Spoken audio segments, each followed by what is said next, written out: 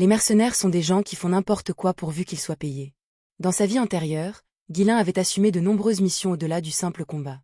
Il avait participé à la construction de forteresses et avait même entrepris de construire des casernes temporaires en cas de pénurie de main-d'œuvre pendant les guerres. Si on ne m'avait pas appelé le roi mercenaire, il m'aurait appelé le roi de la construction. Au début, il s'était simplement appuyé sur la force brute sans beaucoup de compréhension, mais après avoir reçu des missions similaires à plusieurs reprises, il a commencé à acquérir des connaissances de base en construction et en génie civil. Il s'est rendu compte que pour gagner une guerre, il était tout aussi important d'avoir une base solide et des logements pour que les soldats puissent se reposer que d'avoir une force de combat forte. Dans cette optique, il avait délibérément visité des chantiers de construction pour en savoir plus. Grâce à ses connaissances pratiques du terrain, diriger les travaux de construction n'était désormais plus difficile pour lui. Tout d'abord, rassembler autant de travailleurs que possible. Plus nous avons de personnes, plus cela ira vite. Bien sûr, les gens autour de lui n'avaient aucune idée que Guilain avait accumulé de telles connaissances. Pour eux, Guilain n'était qu'un jeune seigneur téméraire se mêlant de choses dans lesquelles il n'avait aucune expertise. Mais personne n'osait s'opposer à lui. Après tout, qui pourrait arrêter le seigneur une fois qu'il avait pris sa décision? Bientôt, un grand nombre d'ouvriers s'étaient rassemblés et Guilain commença à donner des instructions basées sur les souvenirs de sa vie passée. Très bien, nous allons d'abord poser les bases, puis commencer à travailler sur le cadre. Sous l'ordre de Guilain, les ouvriers se sont déplacés rapidement. Puisque le seigneur supervisait personnellement les travaux, personne n'osait se relâcher. Alors qu'il suivait ses ordres, quelque chose ressemblant à un véritable cadre a commencé à prendre forme. Les artisans qualifiés chuchotaient entre eux pendant qu'ils travaillaient. Le seigneur semble savoir une chose ou deux, mais qu'est-ce qu'on construit exactement ici? On dirait qu'il construit une grande maison ou peut-être une caserne.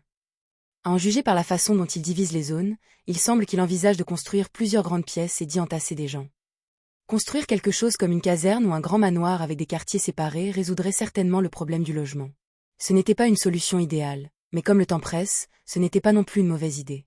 Mais le seigneur avait-il vraiment besoin de s'impliquer personnellement dans tout cela? Finalement, l'un des charpentiers a levé la main et a demandé. « Monseigneur, si vous construisez une grande caserne, nous pouvons nous occuper du reste. Vous n'avez pas besoin de vous occuper d'un travail aussi pénible. » Non, non, ce n'est pas ce que nous construisons. Si vous rassemblez simplement un groupe de personnes au même endroit, ce n'est pas une maison, c'est une porcherie.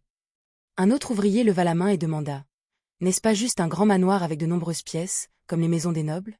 Guilain secoua à nouveau la tête. « C'est similaire, mais pas tout à fait. Si nous étions vraiment désespérés, nous pourrions le faire, mais nous avons encore du temps, donc il vaut mieux le construire correctement dès le départ. » Les ouvriers étaient curieux, le visage plein de questions. Guilain rit et décida de s'expliquer. « Laissez-moi vous expliquer simplement pour que vous puissiez suivre. Ce que nous construisons est une grande et solide structure avec plusieurs maisons à l'intérieur. » Des maisons dans une maison? N'est-ce pas juste un tas de petites maisons collées les unes aux autres? Dans les villes surpeuplées, les maisons étaient souvent construites les unes contre les autres, c'était donc le concept le plus proche que les travailleurs pouvaient imaginer. Non, ce n'est pas comme ça. C'est un seul grand bâtiment avec plusieurs maisons plus petites à l'intérieur. Un logement communal, est-ce que quelque chose comme ça existe même? Guilain hocha la tête avec insistance. Oui, et nous sommes sur le point d'en construire un ici. Dans sa vie antérieure, après qu'un grand désastre ait balayé le continent, les survivants avaient afflué vers les villes, qui étaient ensuite transformées en forteresses. Dans l'espace limité disponible, ils ont dû utiliser le plus efficacement possible chaque centimètre carré de la pièce, et l'idée des logements collectifs est née. De grands bâtiments où chaque famille disposait d'un espace de vie indépendant. Même après l'avoir expliqué plusieurs fois, les ouvriers semblaient toujours perplexes. C'était difficile de comprendre le concept car c'était quelque chose qui n'existait pas encore dans leur monde. Vous ne comprenez toujours pas, n'est-ce pas? Guilain soupira et secoua la tête. Il était difficile d'expliquer des idées qui n'existaient pas encore à cette époque. Dans ce cas, il n'y avait qu'une seule solution. Comme toujours, le meilleur moyen était de les montrer directement. Très bien, assez parlé. Si vous ne comprenez pas, suivez simplement mes instructions du mieux que vous pouvez. Une fois que vous aurez vu le résultat, vous l'aurez. Sur ce, Guilain se recentre sur le travail. La construction s'est rapidement accélérée. Même si Guilain n'était qu'un seul homme, le travail allait beaucoup plus vite. Cela s'explique en partie par le fait qu'aucun des ouvriers n'osait se relâcher sous l'œil vigilant de Guilain, mais la vraie raison était ailleurs. Et touac, fissure. Chaque fois que Guilain poussait un cri fougueux et balançait sa hache, le bois était parfaitement coupé. Il a travaillé plus vite que plusieurs ouvriers réunis, façonnant des planches de bois lisses en un clin d'œil. Tout le monde autour de lui était stupéfait. Waouh! J'ai entendu des rumeurs sur la maîtrise de l'épée du Seigneur, mais il est aussi incroyable avec une hache. Est-ce humainement possible? Comment une personne peut-elle balancer une hache comme ça? Il agite ses bras plusieurs fois, et des planches entières sortent. Cela ne s'est pas arrêté là. Ghislain attrapait une poignée de clous, les lançait en l'air et ils atterrissaient tous parfaitement enfoncés. Tout ce qui devait être démoli était détruit d'un seul coup de marteau. Quant aux tâches chronophages, comme le séchage de la boue, Ghislain a simplement fait appel à des mages, qui se sont occupés du travail en un instant. Avec une telle vitesse, les ouvriers avaient du mal à suivre le rythme de Ghislain. Ils n'ont même pas eu le temps de se demander ce qu'ils construisaient. Leur priorité était simplement de terminer ce qu'on leur disait de faire. Pan, pan. Sommes-nous vraiment en train de construire des maisons? La vitesse est folle. On a plutôt l'impression que nous assemblons quelque chose. Bien sûr, Ghislain ne construisait pas simplement de manière imprudente. Même s'il utilisait des méthodes de construction de sa vie antérieure, il adaptait les conceptions pour qu'elles correspondent à la technologie et aux ressources disponibles à l'époque actuelle. Il a constamment expliqué le concept de l'habitat collectif aux artisans qui l'assistaient et a méticuleusement réparti les travaux pour y parvenir. Il leur a donné des conseils, les a poussés fort lorsque cela était nécessaire et a veillé à ce que tous les éléments essentiels à la vie humaine soient incorporés. Nous installerons des poêles séparés pour cuisiner et utiliserons des cheminées pour le chauffage. Nous construirons également des puits de ventilation séparés et plusieurs cheminées pour empêcher la fumée de s'échapper. Pour les toilettes, nous allons créer un système de drainage pour que lorsque l'eau est versée, les déchets s'écoulent dans une grande fosse. Cette partie va comme ceci, et cette partie va comme ça. Au fil du temps, les ouvriers ont commencé à comprendre ce que Ghislain construisait. C'est vrai qu'il vaut mieux montrer quelque chose une fois que l'expliquer 100 fois, dit Ghislain en souriant en regardant les ouvriers hocher la tête en signe de réalisation. Même s'ils avaient commencé sans vraiment comprendre, ils commençaient maintenant à voir qu'ils construisaient quelque chose de substantiel. Même Claude, qui venait occasionnellement vérifier les progrès, trouvait son expression de plus en plus perplexe de jour en jour. Qu'est-ce que... Est-ce réel? Est-ce qu'on construit vraiment des maisons? Au début, Claude était persuadé que l'ingérence de Ghislain causerait des problèmes. Mais malgré ses doutes, il n'avait pas arrêté Ghislain. Son raisonnement était simple. Parfois, une personne devait échouer pour devenir humble et réfléchie. Cependant, contrairement aux attentes de Claude, quelque chose qui ressemblait en fait à une vraie maison était en construction. Et la vitesse était incroyable. Même les mages, qui travaillaient sur les terres agricoles, avaient été sollicités pour apporter leur aide, ce qui n'avait fait qu'accélérer les choses. En seulement 4 jours, les logements collectifs promis par Ghislain ont été achevés. C'était un bâtiment de 3 étages avec 4 maisons à chaque étage. Ça devrait très bien faire, dit Ghislain, posant un énorme marteau sur son épaule, un sourire satisfait sur le visage alors qu'il regardait la structure finie. Il a été construit à la hâte, il manquait donc tout élément décoratif et avait l'air plutôt simple. Cependant, sa conception robuste et non conventionnelle le rendait grand et solide, et même son apparence robuste lui donnait un air de solidité. Les ouvriers qui avaient contribué à sa construction restèrent bouche bée. Maintenant, ils comprenaient enfin ce que Ghislain essayait d'expliquer depuis le début. Cela a réellement fonctionné. Comment le Seigneur a-t-il trouvé cela? Même s'ils avaient contribué à sa construction, la réalité de ce qu'ils avaient accompli n'était pas encore bien comprise.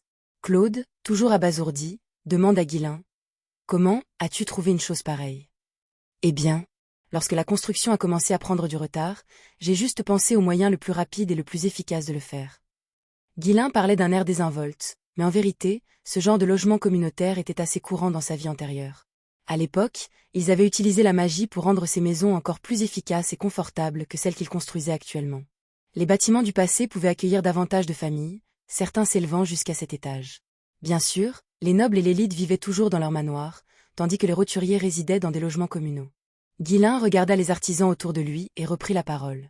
Avec cette méthode, nous devrions pouvoir terminer la construction des logements beaucoup plus rapidement, vous ne pensez pas?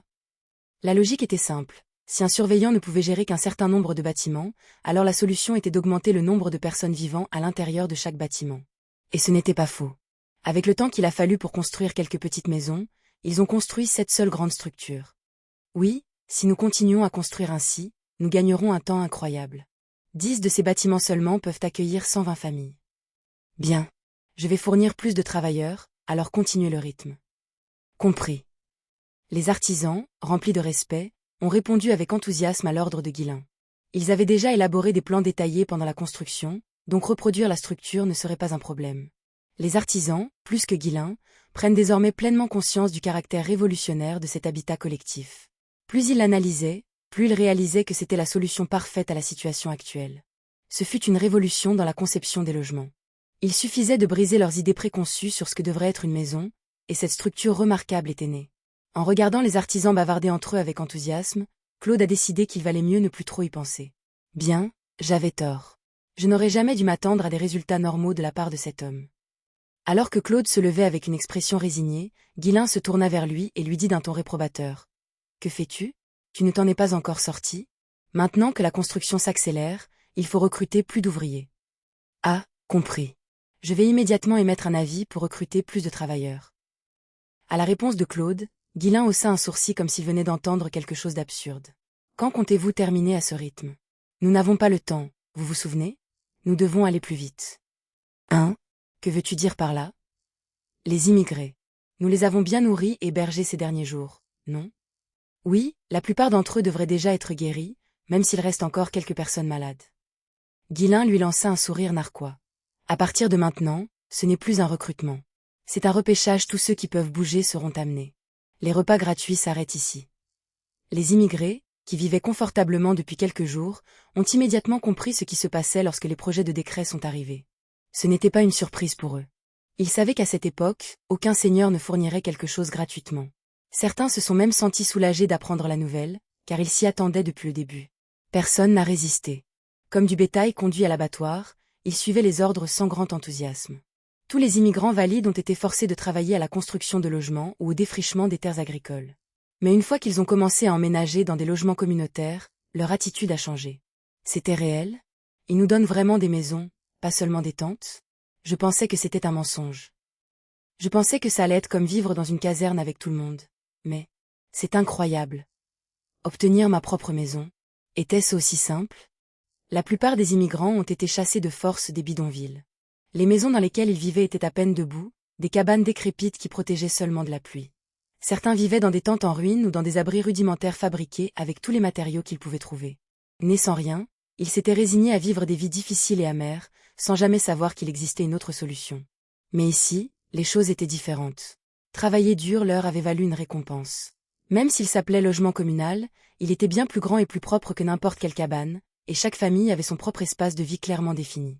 Pour ceux qui avaient vécu comme mendiants, c'était un cadeau immense. Au début, je détestais être ici, mais si je n'étais pas venu, j'aurais raté tout ça. Le Seigneur est incroyablement généreux. Venir ici était la meilleure décision. Je sens que la loyauté se construit en moi. Vous avez été chassés, donc vous n'avez pas exactement choisi de venir ici, mais quand même. C'était une chance d'être expulsé, je suppose. Pour ceux qui avaient été traités comme des moins qu'humains dans le passé, Fanry était devenu un endroit où ils pouvaient saisir une opportunité unique. Désespérés d'éviter de retourner à leur ancienne vie, ils se sont lancés dans les travaux, désireux d'aider à la construction. Grâce à leur enthousiasme, les progrès ont été plus rapides que jamais. Alors que Ghislain regardait les immigrants travailler dur tout en gardant le sourire, il ne pouvait s'empêcher de se sentir satisfait. Dire qu'ils travaillent avec autant d'assiduité pour le bien du territoire. Avec ce genre de morale et d'énergie, nous pouvons tout accomplir. Claude devait être d'accord. En effet, monseigneur. Avec autant d'enthousiasme, les autres projets devraient également se terminer plus rapidement. C'est bon à entendre. Après tout, nous devons continuer à avancer rapidement, surtout avec la guerre qui approche. À l'évocation de la guerre, l'expression de Claude s'assombrit légèrement.